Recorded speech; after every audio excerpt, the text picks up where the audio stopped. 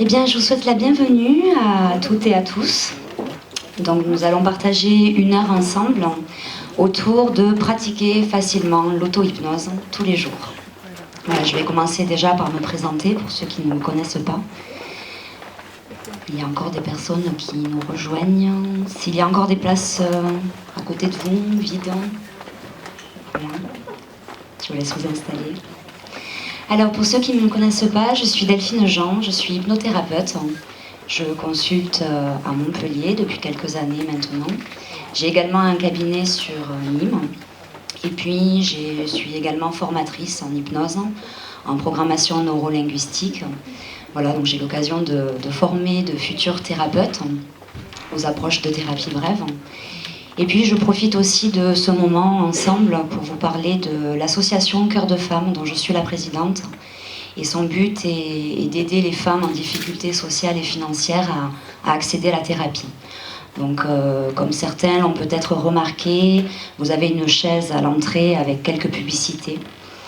Voilà, je compte aussi sur vous pour parler de cette jeune association et puis le présenter autour de vous, aux femmes qui en auraient besoin. Voilà. Voilà pour ma brève présentation. Et puis ce que je vais vous proposer, on va partager 1 heure ensemble. Ça va être une conférence peut-être un petit peu différente de celle que vous avez l'habitude de faire. Mon intention, ça va être aujourd'hui que ça soit participatif et actif. Voilà, je sais que certains ont dit qu'il faisait chaud dans la salle. Donc l'idée, ça va être de faire monter encore un peu plus la température et puis surtout de s'amuser. Voilà, autour de qu'est-ce que c'est l'auto-hypnose, l'hypnose, et puis comment on peut faire ça facilement dans son quotidien. Et pour participer, on va mettre ensemble un principe très simple, parce qu'on est quand même assez nombreux.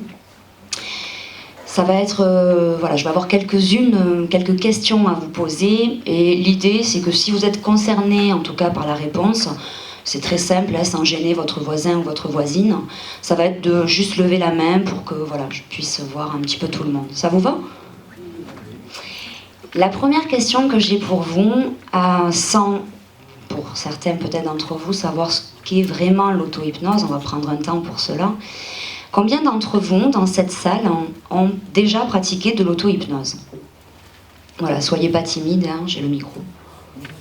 Combien d'entre vous, voilà, pour que je vois bien, ont vraiment pratiqué de l'auto-hypnose ? Ok, donc quelques mains. La bonne nouvelle, hein, c'est que pour tous ceux qui n'ont pas levé la main, vous en avez déjà fait aussi.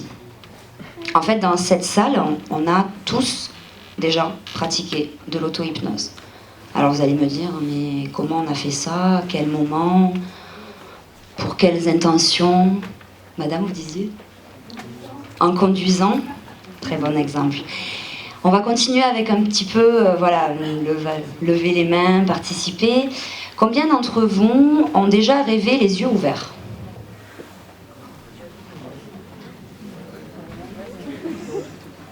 Rêver les yeux ouverts ? Vous savez, ces moments où on a un peu les yeux dans le vague, et puis hop, on décroche et on pense à toute autre chose. Dites-moi à peu près, voilà, pour que je vois bien. Ok ? Déjà, on est beaucoup plus nombreux. Combien d'entre vous ont déjà lu, alors un journal, un magazine, hein, qu'importe, et puis il y a un moment donné où vous vous dites, qu'est-ce que je viens de lire là ? Combien ? Dites-moi. Ok ? Combien d'entre vous exercent un sport, une passion, une activité en tout cas qui, vous voyez, qui génère de la joie, de l'enthousiasme, et pendant ce temps que vous consacrez à votre passion, à votre activité, vous perdez la notion du temps. Combien d'entre vous ? Ok, super. Donc tous les exemples que je vous ai cités, on pourrait continuer comme ça. Alors après, pensez à changer de bras des fois, hein, pour que ça équilibre un petit peu. Je fais un peu d'humour. L'idée, c'est que vous voyez, tous ces moments-là, c'est déjà de l'auto-hypnose.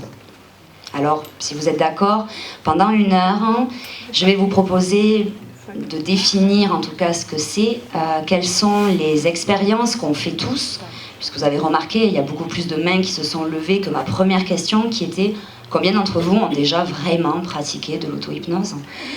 Et puis, je vous proposerai également un moment actif Alors, pour jouer, vous avez juste besoin de vous-même. Ça, c'est la bonne nouvelle. Et ça sera un petit exercice, un petit jeu que vous pourrez bien sûr simplement et facilement dans la vie de tous les jours utiliser.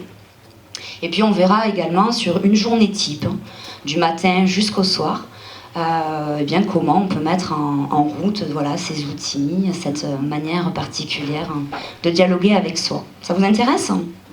On y va? Super. De laquelle? Non, vous pouvez la prendre. C'est la meilleure chaise. Personne ne l'avait vue, celle-là.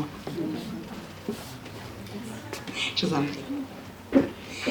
Alors, pour définir un petit peu ce qu'est l'auto-hypnose, on a vu ensemble quelques-uns des exemples. Donc, pour les reciter, nous avions les activités passionnantes, nous avions cette capacité que nous avons tous de rêver les yeux ouverts. Et puis également quand on lit un livre et que des fois eh bien, on décroche un petit peu. Et puis on va avoir tendance à rembobiner quelques pages pour reprendre un petit peu le fil de l'histoire. Donc déjà, pour définir l'auto-hypnose, c'est une capacité naturelle. Nous avons tous cette faculté de pouvoir, à des moments, décrocher, si je puis dire. On est toujours là, et en même temps, eh bien, vous allez penser à autre chose. Vous allez, je ne sais pas, anticiper sur une prochaine activité, etc., etc. Capacité naturelle qui s'adapte à la fois pour les enfants et pour les adultes. Je dirais même que les enfants sont beaucoup plus en état d'auto-hypnose qu'à l'âge adulte. Pour vous donner un ordre d'idée, à l'âge adulte, nous visitons cet état d'auto-hypnose chaque à peu près 90 minutes. Donc il y a des chances que pendant cette heure que nous allons partager ensemble, vous allez, à des moments donnés, être en auto-hypnose. Vous inquiétez pas, moi aussi, donc tout va bien. Ça arrive quelques secondes, et puis hop, on pense à autre chose, et on revient là où on est. La particularité de l'auto-hypnose, c'est aussi ce dialogue intérieur que nous allons avoir à l'intérieur de nous. Vous avez remarqué à quel point on a une petite radio à l'intérieur de nous. Elle s'arrête rarement d'ailleurs. Et puis cette petite radio, elle a la capacité de nous parler soit en positif, vous voyez, elle va nous encourager, elle va se dire allez, on y va, super. Et il y a des fois, cette petite radio, elle a aussi la particularité de pouvoir dire je ne vais pas y arriver. Non, c'est sûr, je ne vais pas y arriver, je vais rater. En tout cas, vous allez réussir à rater. Ça va jusqu'à là? Combien d'entre nous ont déjà fait cette expérience que la petite radio, elle dise « je ne vais pas y arriver » et vous avez dit « c'est pas arrivé ». Combien d'entre nous? Ça marche, ça? Combien d'entre nous ont fait l'expérience de se motiver intérieurement, de dire « je vais y arriver, j'ai toutes les ressources, je sais que je peux le faire » et vous l'avez fait? Combien d'entre nous? Ok. Donc la particularité de l'auto-hypnose va être un dialogue intérieur avec notre inconscient. On ne peut pas parler d'hypnose sans parler d'inconscient. Alors vous me direz, c'est quoi l'inconscient? C'est cette partie de nous qui gère beaucoup de choses pour nous, à notre place. Dit autrement, l'inconscient, il nous permet de réguler nos capacités biologiques. De ne pas penser effectivement, monsieur, à respirer. Heureusement qu'à chaque minute, on n'est pas obligé de se rappeler, de se souvenir, de respirer plusieurs fois. Il va aussi être comme un vaste disque dur qui va stocker nos informations, nos capacités, nos apprentissages, nos souvenirs. Donc grâce à ce vaste disque dur, eh bien, son job, c'est de nous maintenir en vie. Rien que ça. Pour vous donner quelques chiffres, l'inconscient, il représente 85% de notre personne. Pas de réaction? C'est énorme. C'est énorme. Dit autrement, on est conscient de 15% des choses. Pourtant, on contrôle notre vie, on la maîtrise, on met des choses en place. Mais on a 85% de notre personne qui s'appelle l'inconscient. Autant vous dire qu'il vaut mieux bien être avec son inconscient. Ça va jusqu'à là? D'ailleurs, que se passe-t-il quand 85% de nous veut quelque chose et que 15% se dit « non, je vais le faire ». Combien d'entre nous ont fait cette expérience d'avoir un acte manqué, de complètement occulter quelque chose d'important? Combien d'entre nous? La phrase ou le mot que vous devez surtout pas dire, trop tard, il est sorti. Combien d'entre nous ont fait ça? Un lapsus. Tout cela va parler en tout cas de cette plus grande partie qui a envie de faire quelque chose, et puis notre conscient, où lui, son job, si je puis dire, c'est d'analyser, de comprendre, de rationaliser. Et lui, des fois, il nous dit « Non, il faut que je le fasse ». Mais il y a 85% de vous qui ne voulaient pas le faire, ou qui avaient de bonnes raisons de ne pas le faire. Donc l'idée de l'auto-hypnose va être de favoriser ce dialogue intérieur qu'on fait déjà tous, et puis de plutôt associer les deux parties, les 85% de l'inconscient et les 15%, pour que cela tende vers quelque chose. Nous, en hypnose, on a un mot qu'on aime beaucoup, ça s'appelle la congruence. La congruence, c'est quoi? C'est être aligné entre ce qu'on pense, ce qu'on dit et ce qu'on fait.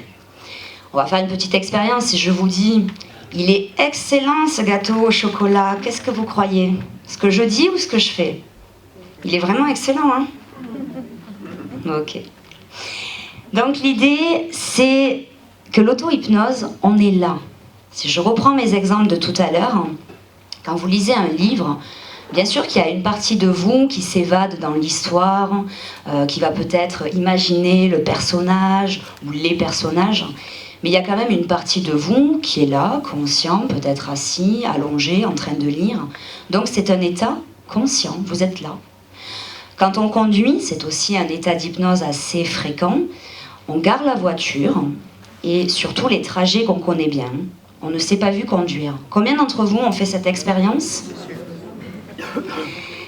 Et ce qui est intéressant, c'est que quand on est jeune conducteur, je ne sais pas si vous vous souvenez, hein, pour ceux qui conduisent, quel état de stress c'était au début. L'idée, c'est que souvent on pense qu'en hypnose, on dort, on n'est plus là, on déconnecte. Encore mieux que la personne qui vous hypnotise, elle a un pouvoir sur vous. Et bien, la bonne nouvelle, c'est que le pouvoir, il n'y a qu'une personne qui peut l'avoir, c'est vous. Et ça, c'est important. Donc c'est un état vraiment conscient. Et c'est être davantage en lien avec cette partie plus grande de nous, 85%. Et puis, si je devais définir l'auto-hypnose, eh bien, je vous dirais que dans la pratique, ça va être un ensemble d'outils, apprendre en tout cas comment on peut optimiser ce dialogue intérieur qu'on fait déjà tous. Donc, l'auto-hypnose, vous en avez probablement déjà entendu parler, il y a un formidable outil qui s'appelle Google. Vous tapez Google et Google, il vous dit tout. Et vous allez trouver des vidéos qui vous proposent voilà, des séances d'auto-hypnose, vous allez trouver des livres qui vont vous proposer des exercices. L'idée, c'est, en tout cas mon intention pour aujourd'hui, c'est d'être plus attentif à ce qu'on fait déjà. L'auto-hypnose, on en fait déjà tous. Et c'est comment ce que vous faites déjà bien, on va pouvoir l'optimiser, le potentialiser. Alors pendant 1 heure de conférence, je vais rester assez global, je vais balayer un petit peu plus large. Ça serait intéressant si on avait toute une journée ensemble pour faire plein d'exercices. Mais en tout cas, c'est comment chacun, à un moment donné, on va passer cette porte, vous voyez, la même porte que vous avez passée pour rentrer. Et en passant cette porte, mon intention, c'est que vous soyez plus conscient de comment vous allez, par des petites choses simples, faciles, efficaces, améliorer tout simplement votre quotidien. C'est juste ça l'intention. Donc voilà, vous me direz en passant la porte, si vous voulez repasser au stand après, eh bien voilà vos impressions, vos remarques. Et puis ensuite on fera notre partie un peu active, alors active sur nos chaises, mais en tout cas où on va aller solliciter ce dialogue intérieur. Et puis enfin, on verra ensemble voilà, la journée type du matin au soir, comment, même si on n'a pas le temps, on peut quand même se consacrer à soi-même quelques instants, quelques secondes, quelques minutes, et puis optimiser voilà, notre potentiel. Ça vous intéresse? Bien sûr. Ok. Concrètement, j'ai pas d'autres programmes, donc c'est plutôt bien si vous êtes d'accord. Alors, pourquoi pratiquer les outils de l'auto-hypnose? Pour améliorer ses capacités. Je vais prendre l'exemple d'un sportif. Vous avez probablement entendu parler de ce qu'on appelle la préparation mentale. Les sportifs, ils ont évidemment besoin de s'entraîner physiquement à leur sport. Mais il y a aussi toujours cette histoire de 85%.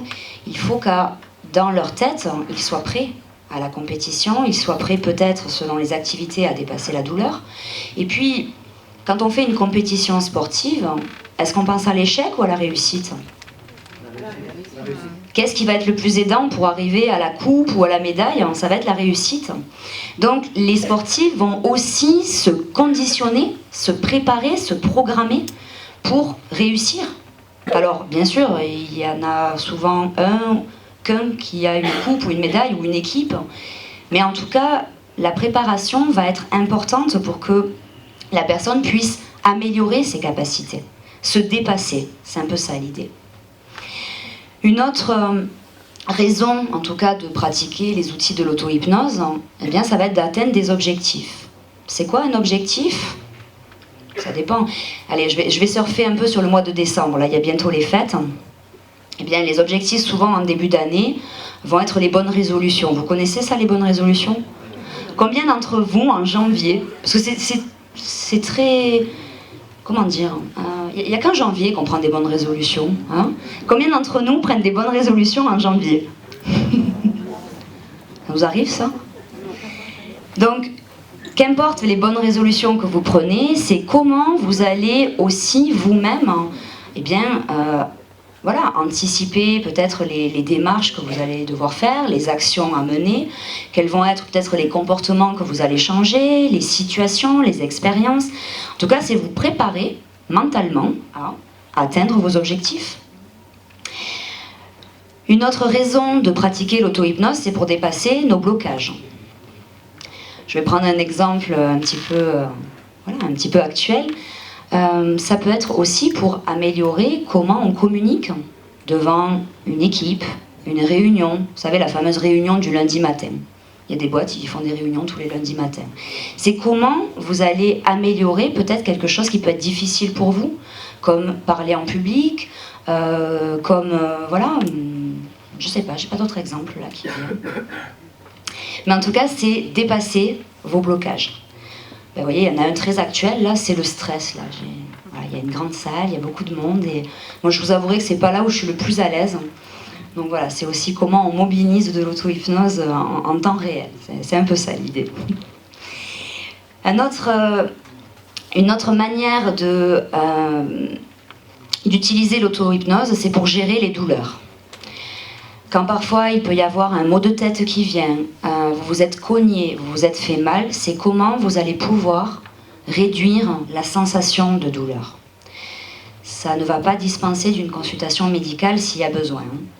Mais en tout cas, dans la douleur, on a remarqué qu'il y avait la douleur réelle, mais il y a aussi la douleur qu'on imagine ici.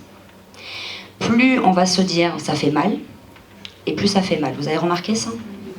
Donc c'est comment on va pouvoir aussi utiliser les outils de l'auto-hypnose. Je pense notamment aux douleurs chroniques, par exemple, et pouvoir calmer des crises qui peuvent être récurrentes. Une autre manière d'utiliser l'auto-hypnose, c'est pour développer son potentiel. Mieux dormir? Ça vous intéresse de mieux dormir? Des fois, on n'a pas le temps, on n'a pas le temps de dormir longtemps. Mais c'est comment le peu de temps que l'on a pour dormir, on peut permettre un sommeil vraiment récupérateur. C'est ça qui va être important. C'est plus jouer sur la qualité que la quantité. Comment on va pouvoir optimiser ses ressources, ses capacités, dans certaines situations, donner le meilleur de soi-même. C'est un peu ça l'idée. Et puis enfin, voilà, je viens d'en parler, d'optimiser ses capacités, qu'elles soient sportives, qu'elles soient professionnelles, qu'elles soient personnelles. Après, voilà, ça va appartenir vraiment à chacun de comment vous allez pouvoir utiliser cela. Est-ce que ça éclaire un petit peu sur l'auto-hypnose, comment on peut l'utiliser? Ok. Donc, la proposition, maintenant qu'on sait davantage ce que c'est, À quoi ça peut nous servir? Eh bien, ça va être de faire une expérience. Ça vous dit de faire une expérience? Donc pour jouer, il suffit de rester là où vous êtes. Alors je vois qu'il y a des personnes aussi qui se sont assises par terre. Si vous êtes debout, ça marche aussi, hein, ça va être la bonne nouvelle. Et ce que je vais vous proposer, c'est que c'est ma voix qui va vous accompagner. Voilà, mais ça va être en tout cas intérieurement de vous répéter cela et de voir un petit peu ce que ça fait. Puis je ferai passer un petit micro voilà, pour faire un moment de partage pour ceux qui le souhaiteront après.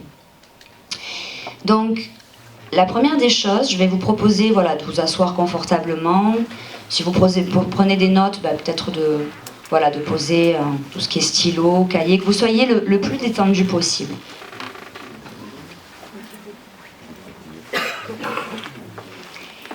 Et puis, dans un premier temps, en gardant les yeux ouverts, parce que dans la journée, en fait, on a plus les yeux ouverts que fermés.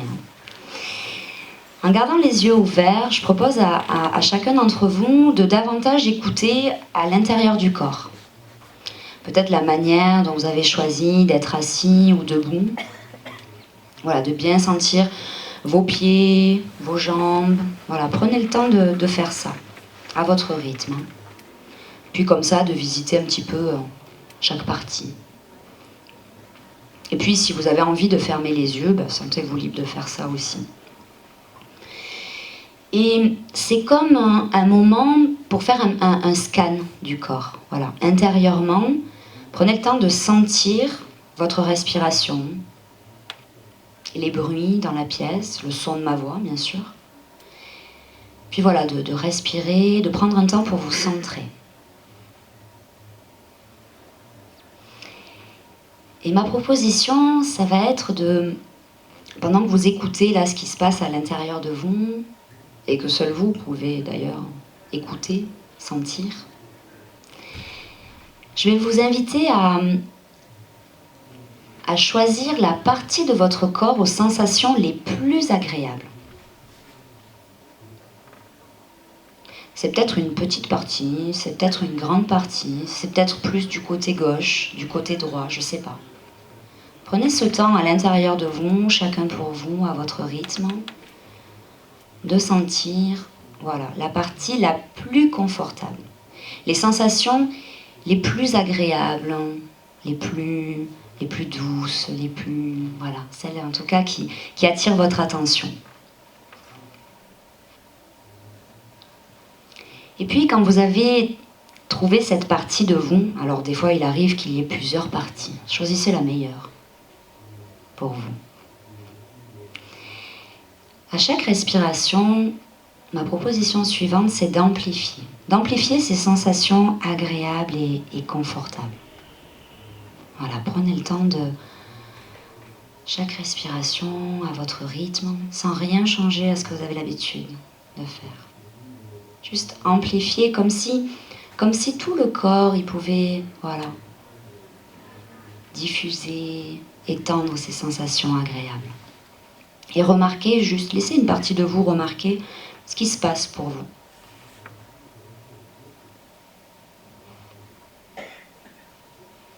Appréciez des fois les silences comme ça, juste pour entendre davantage. Et puis je vais vous inviter sur cette sensation agréable, confortable, voilà, qu'à chaque respiration, vous laissez se diffuser, se propager, devenir, voilà, comme un petit peu partout dans votre corps. Je vais vous inviter à choisir une ressource, un état agréable et positif pour vous. Comment vous aimeriez pour le reste du temps, où vous allez encore balader, visiter au salon, comment vous aimeriez vous sentir? Choisissez à l'intérieur de vous. Est-ce que vous voulez être réceptif, curieux, centré, calme, dynamique? Choisissez.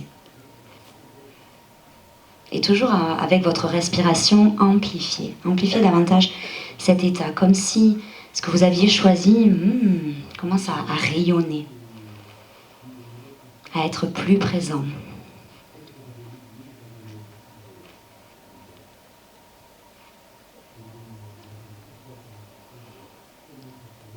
Et tout en gardant voilà, cet état-là intérieur pour chacun de vous. Ma proposition va être maintenant de porter votre attention sur les voix que l'on entend dans la pièce d'à côté. Et puis de reprendre contact avec votre chaise ou vos pieds pour les personnes qui sont debout. Et puis petit à petit, voilà, tranquillement, peut-être de remarquer comme certaines parties de votre corps se sont davantage détendues. Et puis à votre rythme, voilà, si besoin, vous prendrez le temps de vous étirer, de bâiller. Ça recharge le bâillement, c'est super le bâillement. Et puis de bien revenir là, en tout cas là où vous n'êtes jamais parti. Hein. Voilà. Tout doucement, avec beaucoup de douceur pour vous.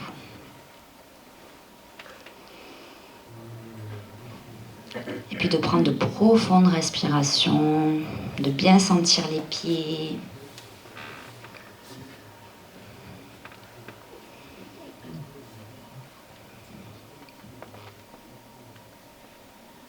Tout le monde est bien là? Oui. Petit atterrissage en douceur. Alors, je vais vous proposer, je vais faire passer un micro. Je vais faire passer deux choses en fait. Je vais faire passer une petite feuille avec voilà, votre nom, prénom, votre mail si vous souhaitez continuer avec votre petit bras. N'hésitez pas à changer hein, si vous avez envie. Pour combien on a empiré les choses? Entre avant l'expérience et après? Pour combien d'entre vous on a amélioré les choses? Combien votre état s'est amélioré? Pour combien d'entre vous, l'état est resté le même? On n'a rien changé. On n'a ni empiré, ni amélioré. Ok, on n'a pas empiré en tout cas, ça c'est bien. Un autre partage? Quelqu'un d'autre qui veut partager? Peut-être quelqu'un où on n'a rien changé. J'aime bien quand ça ne change pas. Personnellement, ça m'a détendu et je vais commencer à bailler un peu. Tout ça. Super. C'est pour ça que je me sentais mieux. Quoi. Voilà. Ok, ça m'a détendu. Ok. Quelqu'un pour qui on n'a rien changé? Non? Bon. Voyez, si on revoit un petit peu ce que je vous ai proposé, et pour ceux qui prennent des notes, hein, vous pouvez vous le noter, je vous ai proposé ce qu'on appelle la méthode naturaliste simplifiée de Rossi. Alors, vous voyez, ça fait... Wow. Rossi étant le plus proche collaborateur de Milton Erickson, il aimait beaucoup proposer des pratiques, des outils qui mobilisent le corps. Et la bonne nouvelle, c'est que cet exercice, vous pouvez le faire dans beaucoup de contextes, beaucoup de situations. La seule chose pour jouer, c'est de vous mettre dans votre corps. Dit autrement, d'attirer votre attention plus davantage sur votre intérieur que sur votre extérieur. Pour ceux qui ont fait l'expérience les yeux ouverts, combien d'entre vous ont gardé les yeux ouverts le long de l'expérience? Ok. Vous avez quand même fait l'expérience? Donc, pourquoi j'avais proposé également cela? Parce que vous pouvez très bien être occupé à faire quelque chose, ça demande que vous ayez les yeux ouverts, et en même temps, une partie de vous peut très bien à l'intérieur installer du calme, de l'énergie, dynamique, de la curiosité. En fait, vous avez la capacité de pouvoir installer ce que vous souhaitez. Vraiment. J'ai la dame devant qui n'est pas revenue. Prenez le temps de bouger si besoin. Donc, l'idée, c'est juste de prendre un temps, même s'il y a du bruit, même s'il y a des sollicitations à l'extérieur, prenez le temps de voilà, sentir votre corps, hop, dans la position dans laquelle vous êtes, de choisir la partie de votre corps aux sensations les plus agréables, et puis vous allez respirer dans cette partie, la diffuser. Et on a rajouté un petit état, voilà, pour que si vous promenez le long du salon, les choses soient un petit peu différentes. Comment ça vous paraît ça? Facile? Très facile? On est d'accord? C'est aussi quelque chose qu'on peut expliquer simplement et facilement aux enfants. Si vous avez des enfants, des jeunes enfants autour de vous, vous pouvez très bien leur proposer bien de dire, voilà, c'est où que c'est bien dans ton corps. Ils adorent les jeux. Tiens, allez, respire là-dedans, vas-y, amplifie, fais quelque chose là-dedans. Et en plus, il y a quelque chose d'assez intéressant, c'est que vous êtes la seule personne à pouvoir faire, et en plus, vous le faites seul. Dit autrement, vous êtes autonome. Vous n'avez pas besoin de quelqu'un qui vous guide avec la voix, etc., comme on vient de le faire là. Donc maintenant, l'idée, dans cette petite expérience qu'on vient de faire, c'est comment vous allez pouvoir faire cela dans votre quotidien. Combien d'entre nous ont des journées un peu interminables, où du matin au soir, ça court, ça cavale. On n'a pas trop le temps. Combien d'entre nous ont la sensation de ne pas avoir assez de temps pour eux? Oh, je serais curieuse de voir les personnes qui n'ont pas levé la main, comment vous faites? Vraiment. Oh. Bon, ça serait peut-être l'objet d'une autre conférence pour l'histoire de la retraite, si retraite existe encore dans quelques années. Mais oui, soyons optimistes, enfin quand même. Donc, ce que je vous propose maintenant, c'est qu'on visite un petit peu la journée type. Même quand on est en retraite. Et les retraités sont de plus en plus actifs quand même. Hein. Des fois, ils sont même plus occupés encore que... Donc, c'est comment on peut faire en se levant. Alors, bien sûr, vous pouvez utiliser ce qu'on vient de faire ensemble. Vous venez de faire l'expérience. Donc, vous savez déjà faire, ça y est. Pour les 85% là, de votre partie inconsciente, ça y est, le programme, hop, il est installé dans votre disque dur. Ça, c'est la bonne nouvelle. En se levant, ce qu'on peut faire, c'est par exemple laisser un film défiler de tout ce qu'on va avoir de chouette à faire dans la journée. Vous avez remarqué comme moi, il y a des journées qui sont plus chouettes que d'autres. Il y en a où on se dit, oh là là, aujourd'hui. Le lundi matin, pour les fameuses réunions du lundi matin. Oh, la réunion du lundi matin. Eh bien, c'est comment vous allez pouvoir faire un film. Alors, ce que je conseille, moi, c'est faites un cartoon. Faites un dessin animé. C'est sympa, le dessin animé. Faites, en tout cas, des images, un film qui défile de votre journée et de tout ce que ça va vous apporter de positif. On sait faire ça, les films. Hein. D'ailleurs, en général, on est très bon en scénario catastrophe. Donc là, c'est le film un peu positif de votre journée. Ça vous paraît faisable, ça? Ok, super. On n'a pas encore mis le pied par terre. Hein. On s'est juste préparé à une excellente bonne journée qui va nous apprendre plein de choses. En allant au travail, qu'importe comment vous allez au travail ou à vos activités, que vous preniez, on est à Montpellier, donc le tram, ou que vous preniez le bus, ou que vous preniez la voiture, qu'importe, comment, pendant que vous êtes en train d'être dans les transports en commun ou dans votre propre voiture, ou même à pied, comment vous pouvez utiliser ce temps-là pour vos objectifs à vous? Vous savez, des fois, il y a souvent des trucs à Montpellier un peu sympas, ça s'appelle les bouchons. Combien d'entre nous sont coincés, entre guillemets, dans les bouchons, matin et soir? Combien? Oh, je serais curieuse de voir comment les autres font. Le tram, il est magique à Montpellier. Vous avez remarqué dans le tram, qu'est-ce que vous faites dans le tram? Vous lisez, ok.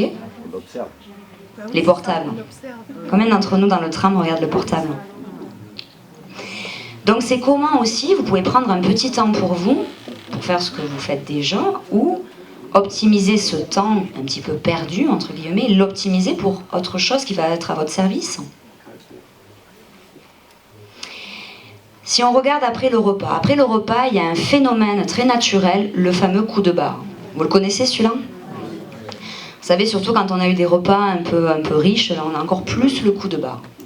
Eh oui, hein, c'est naturel.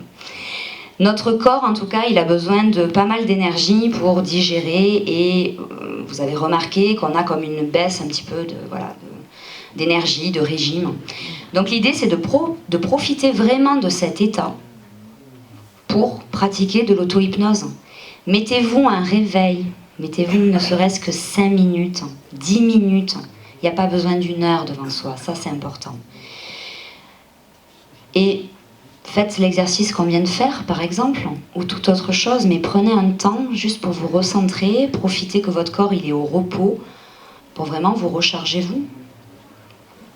À votre avis, combien de temps elle a duré la petite expérience qu'on a fait tout à l'heure?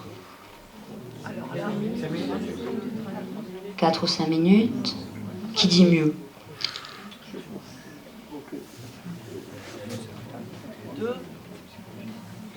Quelqu'un a chronométré? On perd la notion du temps hein, quand on est dans ces états. Hein. On a dû faire entre 7 et 8 minutes. C'est pas possible. C'est pas possible. C'est pas possible. Vous vous souvenez qu'à chaque fois que vous faites une activité passionnante, vous perdez la notion du temps. Hein. Des fois, on regarde la montre, on fait oh, je me suis perdue. Remarquez combien on a, pour certains d'entre vous, pas changé les choses. On a empiré, en tout cas pour personne, c'est déjà une bonne nouvelle. Et puis on a amélioré pour beaucoup d'entre vous. En seulement 7 ou 8 minutes. Comme vous l'avez remarqué, il y a un trépied, la conférence est filmée, donc promis, je prendrai un chronomètre quand je reverrai la vidéo et je chronométrerai. Mais on a fait plus de 5 minutes. Et ça vous montre combien, en très peu de temps, on peut vraiment changer ce qui se passe à l'intérieur de nous.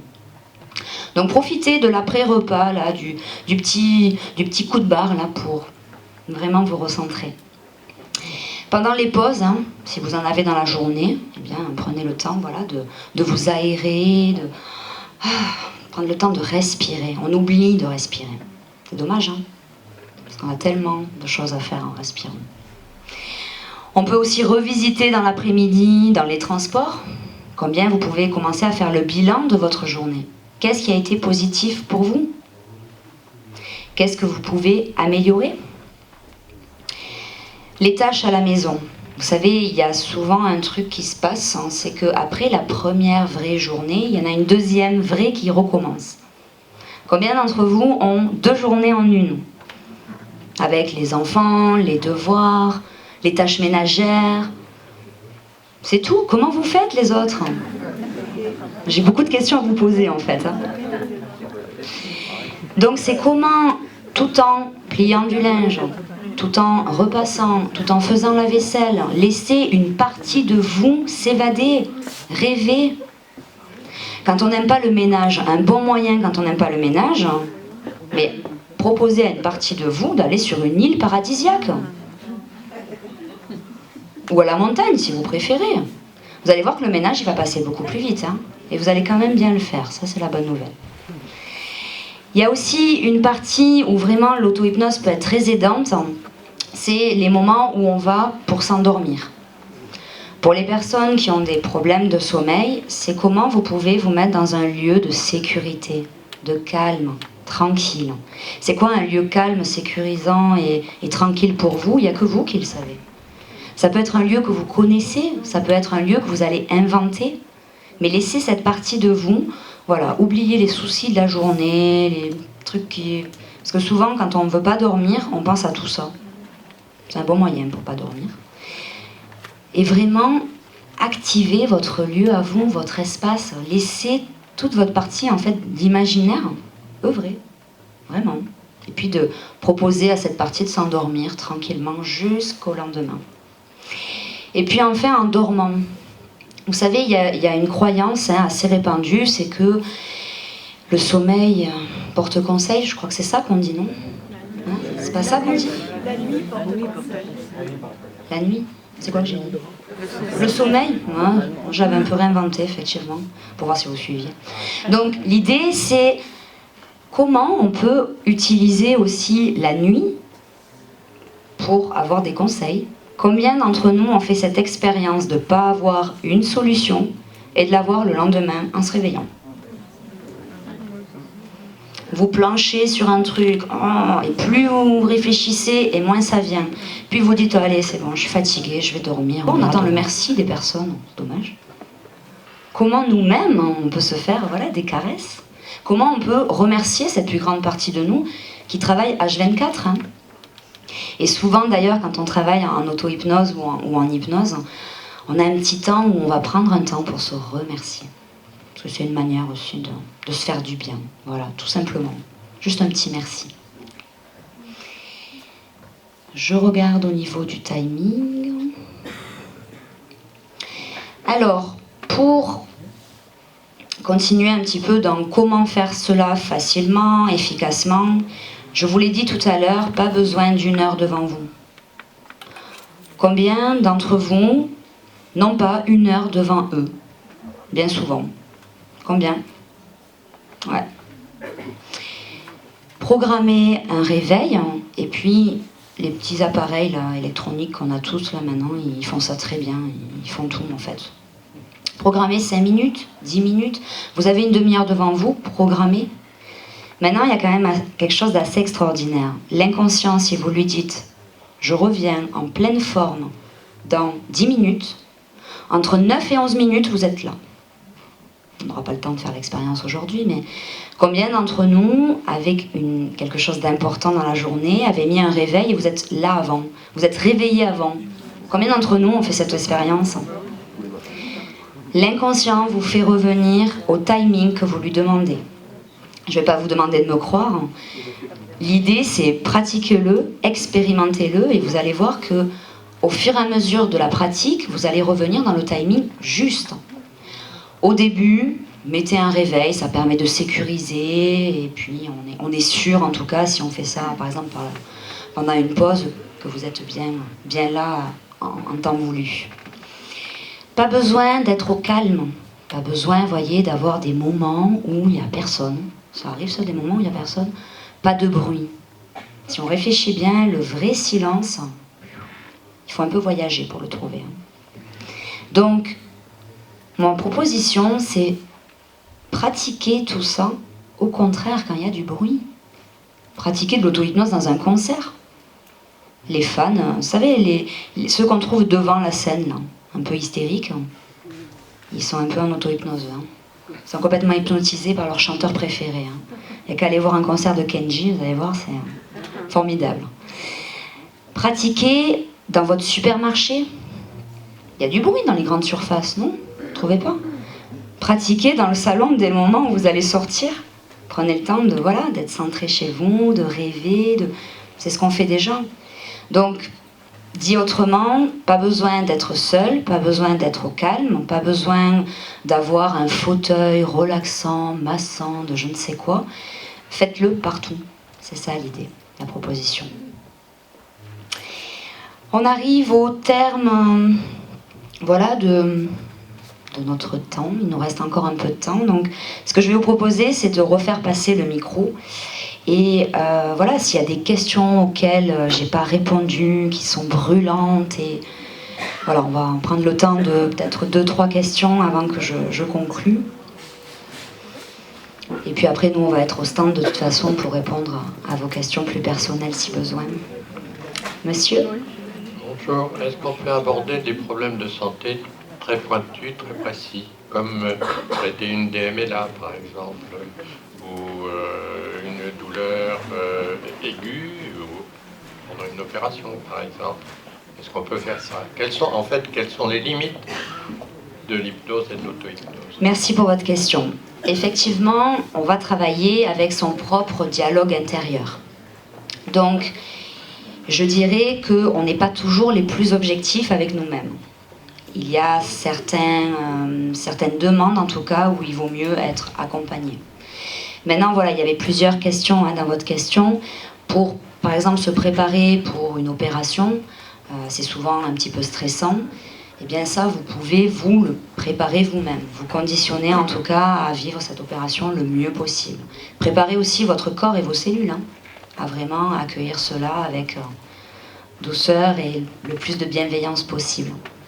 Maintenant, si vraiment il y a des douleurs importantes, chroniques, il peut y avoir d'autres causes et à voir.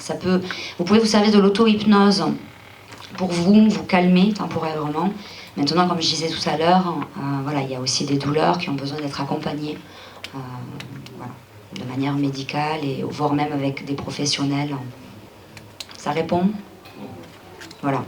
Effectivement, les limites, En auto-hypnose, on ne va pas visiter son passé, surtout pas les événements douloureux que nous avons vécus, parce qu'on a cette capacité de se replonger dans les mêmes émotions. On ne fait pas du tourisme, je ne sais où, dans d'autres vies par exemple. Et tout ce qui va concerner la psychothérapie, qui demande un accompagnement avec un professionnel, on fait appel à un professionnel. Après, je crois qu'il y a beaucoup d'utilité à l'auto-hypnose qu'on peut déjà faire sur soi, et si vous êtes d'accord de dire qu'il y a d'autres choses où on n'est pas les plus objectifs, et c'est important d'être conseillé, accompagné et guidé. Voilà. D'autres questions? Des choses auxquelles je n'ai pas répondu? Non, j'ai pas été si claire que ça. La dame? Non, je vais parler comme ça. Moi, tout ce que vous dites, ça me rappelle la relaxation. Si vous, juste, je vous entends pas dans le micro. Tout ce que vous dites, le premier, c'est la relaxation. Oui. Ensuite, vous avez parlé de sophrologie. Non, mais pour moi. Oui. Après, de la méditation. Oui. Voilà. Donc, tout ce que vous dites, c'est pas nouveau pour moi. Oui. Comme je vous l'ai dit, je ne vais pas vous apprendre grand-chose. S'il y a quand même quelques différences. Effectivement.